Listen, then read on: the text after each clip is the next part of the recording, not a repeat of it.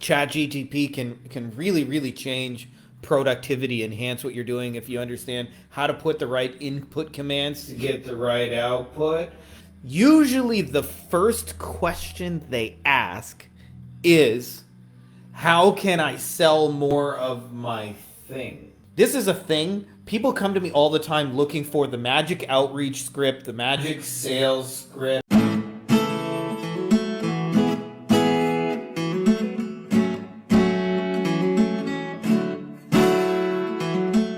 We are back. Another exciting Facebook Live. Good to see you guys all. It's exciting times in the agency world, right? Like, I think we're going to see that divide. People who really understand the fundamentals and the basics and the timeless principles that never change are going to become more successful as this, what seems like, anyways, to me, a recession picks up.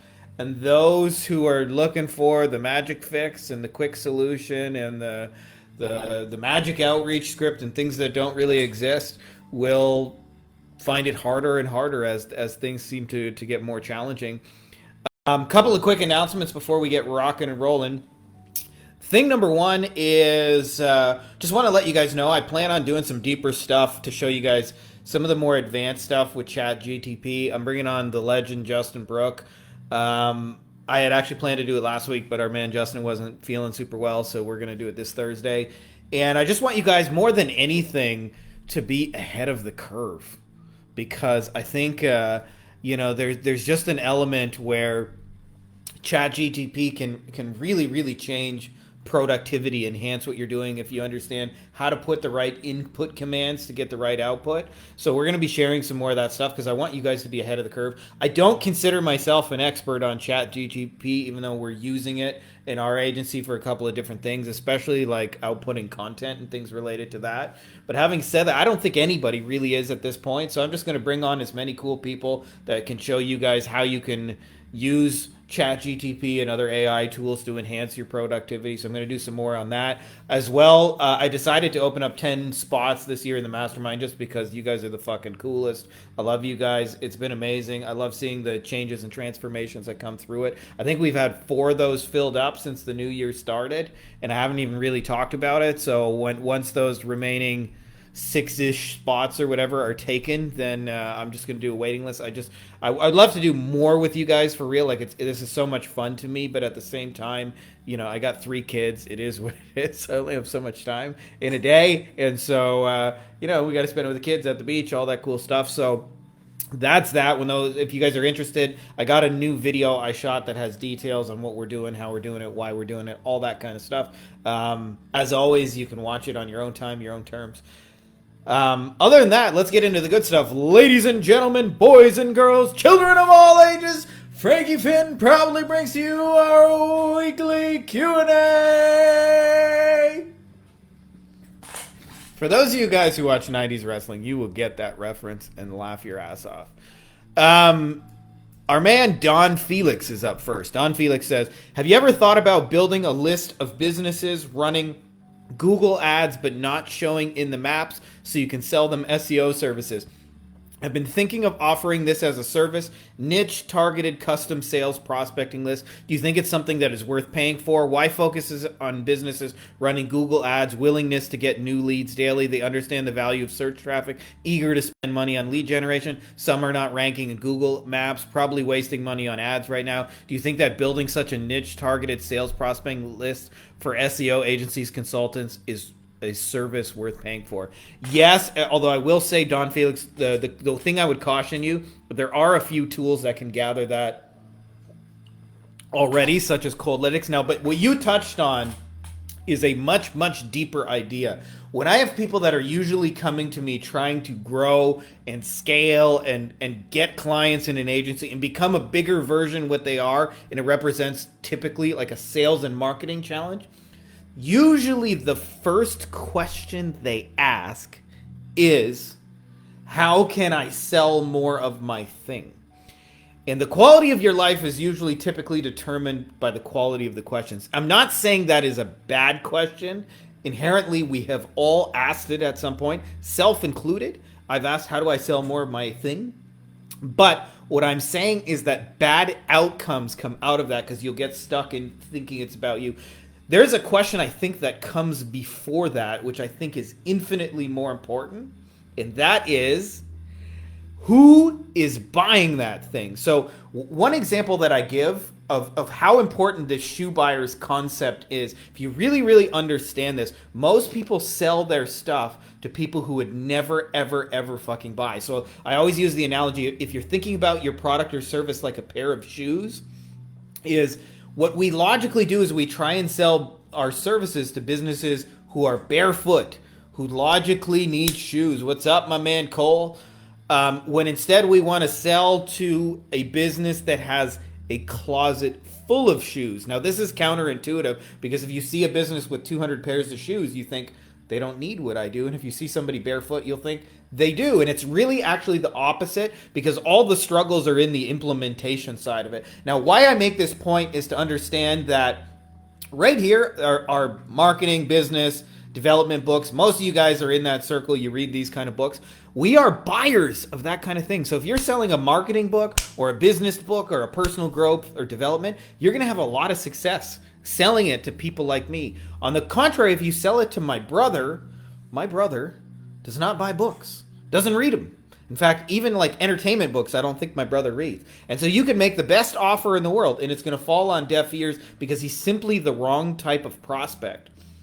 So what happens is when we do that, like you create this unnecessary uphill. And we're all, by the way, buyers and non-buyers of different things. Like, for example, my brother loves like UFC fighting. Like, he like buys the pay-per-views, and he like at his wedding he had like a Conor McGregor t-shirt on a wedding. Everybody else is wearing a suit and tie. He's wearing a Conor McGregor shirt. I don't buy those kind of things, right? So if you're selling like a fighting pay-per-view, you're going to have a way better, easier time selling it to my brother than you are to me, who's just not a buyer of that kind of things. So that is my way of saying the question that comes before who's sell or how do I sell more of my thing is who is buying it? And that is, to me, actually a much more fruitful question, is to look into who are the buyers. And the buyers of marketing services don't just buy one thing. They buy AdWords. Like I'll tell you, in the personal injury space, the best lawyers as clients buy AdWords, buy SEO, buy Facebook, buy websites, buy Instagram, buy TikTok. They buy real life stuff. They buy billboards. They buy radio. They buy TV. They buy fucking everything. Those are what I call like serial shoe buyers. Those are the best people to pitch. And so if you understand that, this is why I created this idea of less but better agency lead generation, is what most people do is metaphorically knock on 10,000 doors. Like they do this with outreach. Like outreach to me, the way most people do it is digital door knocking. Back in the old days, you knock on the door and you say, hey, do you want to buy one of these? And you do that. If you do that 10,000 times, eventually somebody will buy something. But you know who ends up buying the thing? Like, let's say you're selling a vacuum cleaner. The 3 people who buy everything. So if you understand how to identify those people with behavior, you can do that faster. And as you rightly put it, one example pair of shoes in the closet is if they're paying for Google AdWords, that means they have money to spend today. So we want to focus on businesses that don't have $1 million dreams, rather businesses that have $1 million budgets. And there's a tendency internally to think, oh, they got it all figured out. They don't need me. What could I possibly add to them? And almost always, if any of you have ever worked for a big company, there's politics, there's slow moving, there's meetings, and it takes a lot to get stuff moving. They actually have more problems, not less, on the implementation side of what they're doing. But that's my way of saying, yes, you are on the right track, is go after businesses that are spending money now. If they're spending money on AdWords, that's like one pair of shoes in the closet. And if you get this wrong, just as another Frankie Finn analogy, if you talk to people who are not buyers of your thing, like imagine your product is barbecue pork ribs, and you go to the Jewish Vegetarian Conference. What sort of offer are you going to make? What sort of copy are you going to make? And the answer is none. Nobody's going to buy any fucking ribs from you because they're vegetarians, and even if they weren't, they don't eat pork, right? The flip side of that is if you take it to, say, like an Alabama football game, you're going to sell a shit ton of ribs. So that's why I say the most productive question you can start with is who's buying it, not how do I sell my thing. And then what we do is just make lists and lists and lists of all the known buyers. And when we contact people or we put messaging in front of them, we make sure to do it to people we know have money to spend because they're spending it today. So good comment, Don Felix. Kareem, sorry. Hi, everyone. I have a meeting with my first potential client. I was wondering which questions I should ask him. I have a few in mind, but I'm curious to know yours. Kareem, if it's your first sales conversation ever, firstly, congrats, dude, because you can't really move this getting clients thing forward until you're getting into conversations with people consistently. And here's what I found, okay? Everybody, this is a thing. People come to me all the time looking for the magic outreach script, the magic sales script. And I used to have a friend, Dave Mizuraki, who has one of the biggest e-commerce agencies I know. They do tens of millions of dollars with helping e-commerce stores close an email. And he used to get people, he was in the digital dating world before it was a thing. So he was showing people how to create online profiles and get girls. And there are always guys who came to him looking for the magic script to get laid. And you know where the magic script is to get laid? It doesn't fucking exist. Because what works on one person won't work on another person, and people are different, right? So what we found is the best thing you can do in a sales call is if you're first time, to me, are actually attitudes. This is for me, I've probably done 1,000 to 5,000 sales calls in my life, somewhere in that region. And what I found is, one of my mentors described the 3 C's: caring, concern, and curiosity. And especially the third one, curiosity. Not enough agency owners have actual curiosity about their clients. And the reason is they're in their own heads thinking about, how do I sell my thing? And this is important to understand why I say everything is a hammer. Everybody's trying to build something. Become curious about what your client is trying to build and what is stopping them today, or what sort of obstacles and challenges they're dealing with that prevent them from building that thing, and then see how your product or service fits into that, and you'll make a ton of sales by not trying to sell, just having real relaxed conversation. So one of the first things that I like to know is why did you become a blank? Why did you start your agency? Why did you become a lawyer? Why personal injury? And you'll get a feel for who this person is and what they're trying to do. What have you, a good question to ask is what are you looking to build? Tell me more about that. I'd love to hear more about your vision for what your company is going to be in 6 months, 12 months, 5 years, whatever.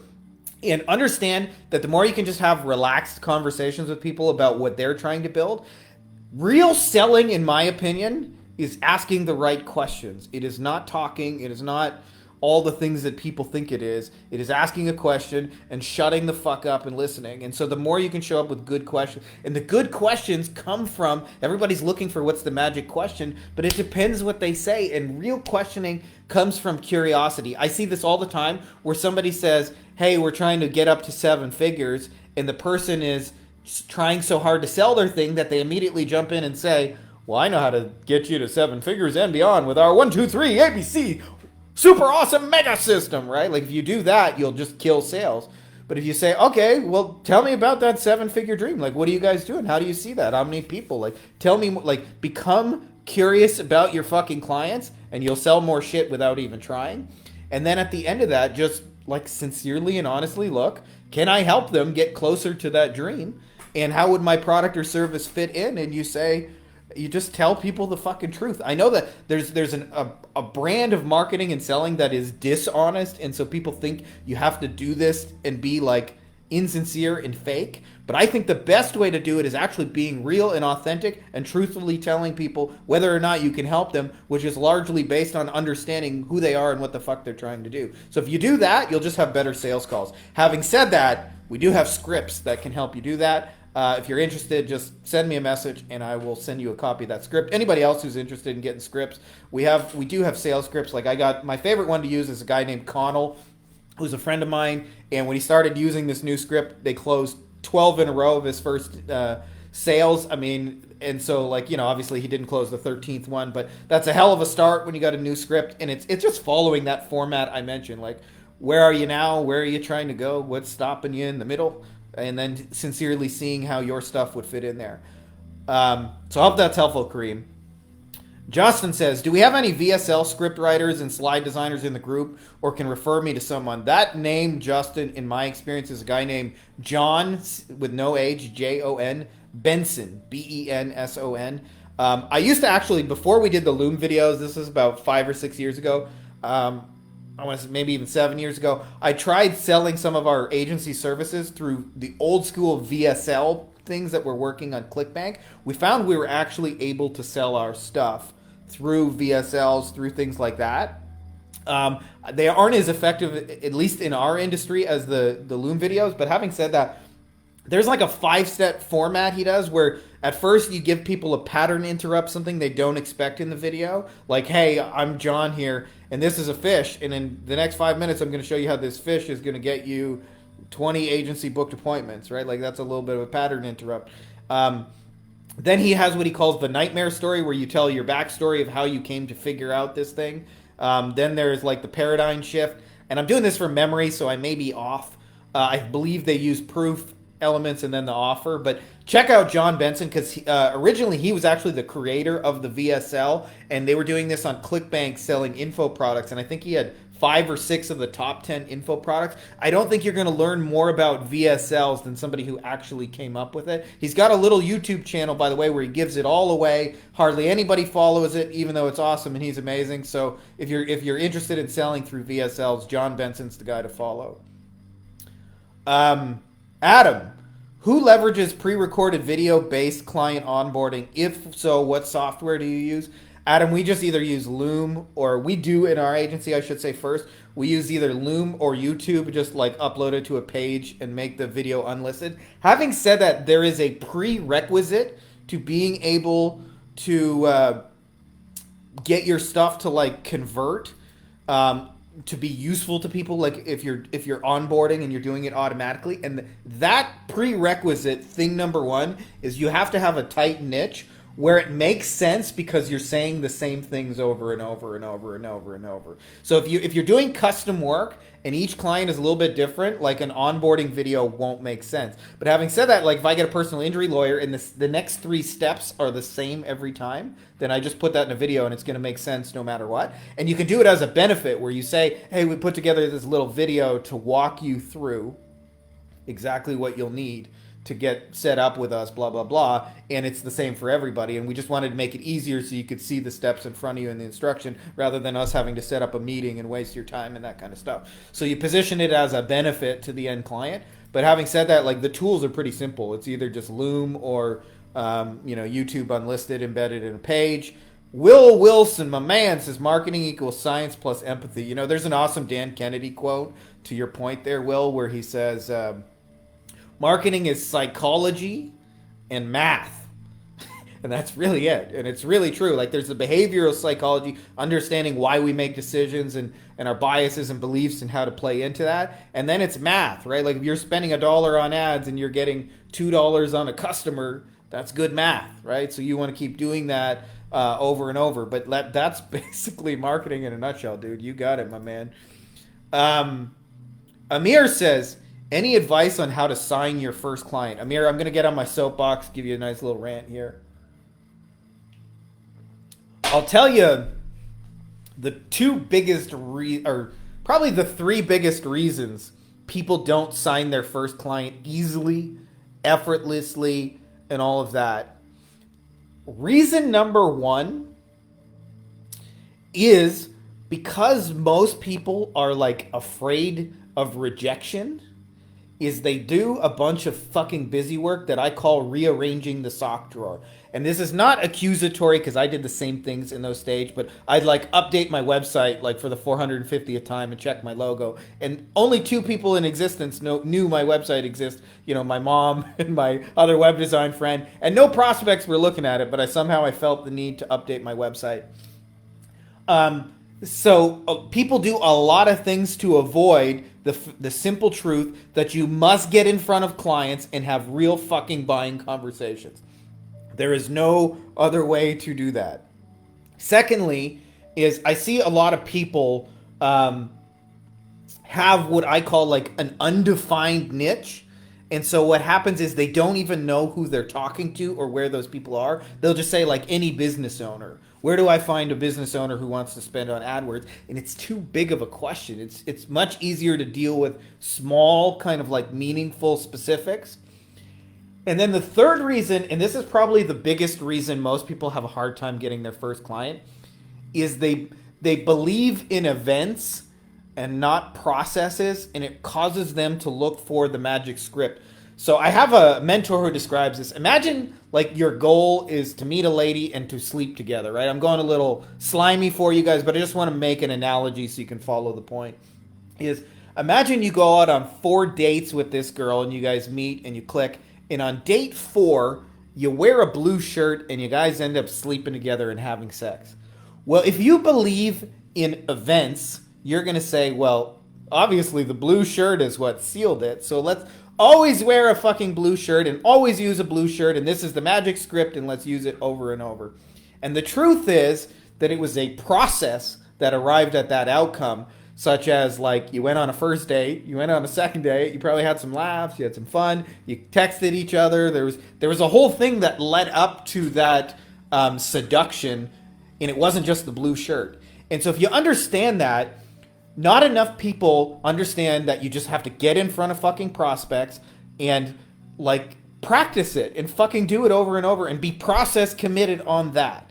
And so what I see is people come to me often looking for the magic outreach script, and it's like the magic we'll get you laid every time script. It doesn't fucking exist, right? Like sometimes we get in front of prospects, and I have prospects that I nurture that come to me 2, 3, 4 fucking years later.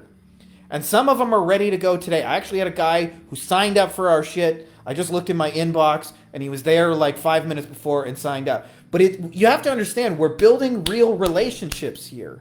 And some relationships happen over time, and some happen quickly, and some happen... But your job is the same. I compare it to being like a gardener.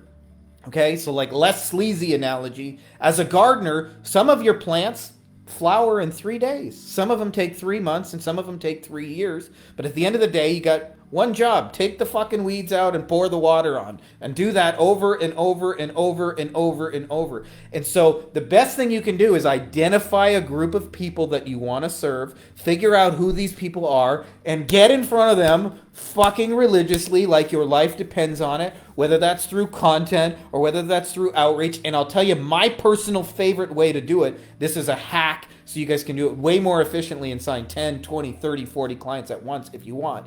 It's to find an influencer in your space who's already spent all the time building up all the buyers. So in my case, like I just made a pitch to our man Michael Mogul, who puts on a legal conference for like 10, 20,000 lawyers. Rather than trying to do outreach to 20,000 lawyers, I can say, hey, Michael, I'd like to do a free training for your people, show them all these fancy videos you're making, how they can take it to the next level using something we call like omnipresent retargeting, which is a service we offer, but I'm going to show them how to do it for free if they just want to do it. And if they want our help, we'll implement it for them.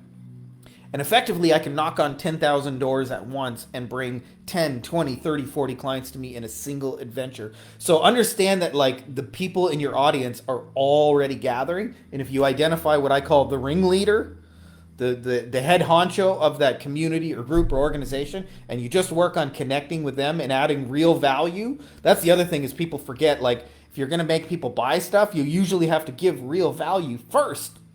And Jay Abraham, like talked at length about this, but he thinks about how do I give value, not how do I get people to give money. If you identify influential people in your industry and figure out how to give value and focus on getting in front of the right buyers over and over, it's only a matter of time. You can do it in a matter of days. You can get your first clients, and not just first clients. I've done this where you can go from like 0 to 100 clients in like 6 months, but you can't skip go. There's no magic script.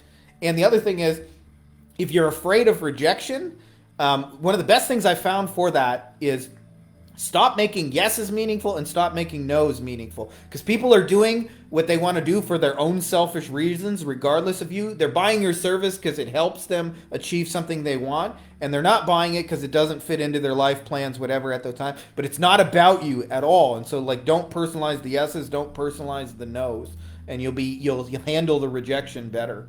Um, Gary says, "Hi, does anyone use someone to manage the technical side of Facebook ads, but you create the copy, images, videos, etc.? They basically handle setting up everything within the platform." Yes, Gary. I actually did a training on this, but this was by design for us,